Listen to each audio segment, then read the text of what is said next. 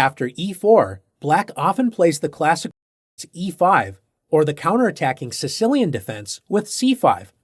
Both moves put pressure on the d4 square, but black doesn't always play to prevent d4. Another popular way of opening against e4 is by allowing white to get 2 pawns in the center and then counterattacking white's center. After e6, the opening is known as the French defense. White grabs more space with d4, and black strikes in the center with d5. One common way for white to continue is by playing e5, known as the advanced variation.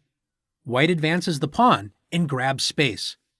Black will fight against white's center with c5, and after c3, white creates a strong pawn chain from b2 to e5.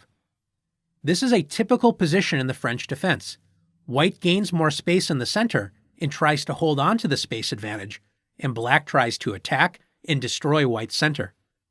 Defending the e4 pawn and developing a knight is more popular than the advanced variation. The most popular opening is after knight c3, protecting e4 and putting pressure on the d5 square. This allows black to play the sharp bishop to b4, pinning white's knight and threatening to capture the pawn on e4. White's most common reply is e5, gaining space in black's territory. Once again, black counterattacks white's center with c5. The other popular move to defend e4 is knight to d2, known as the Tarrasch opening.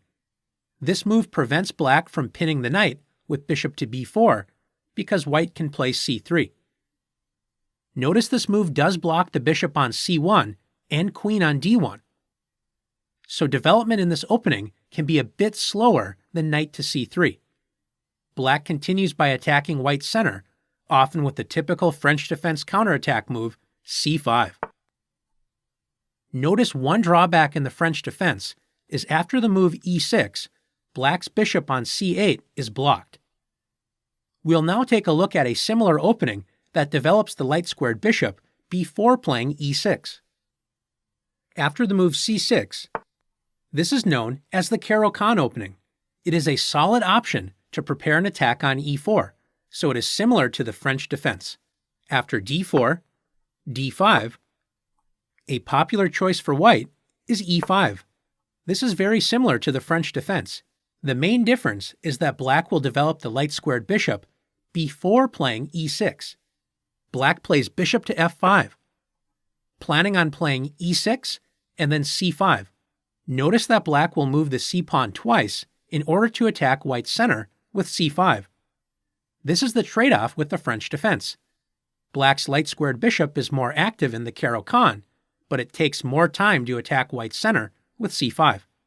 A popular choice for white is knight to c3, developing a piece, protecting the e4 pawn, and attacking the d5 pawn. After d takes e4, knight takes e4, white enjoys more space by having a pawn directly in the center. Black will often attack white's knight with bishop to f5. White typically retreats the knight to g3, moving the knight to safety and gaining a tempo against black's bishop, which will need to move again. Now that you've learned the ideas behind attacking the e4 pawn in the French and Caro Kann defenses, let's put your knowledge to the test.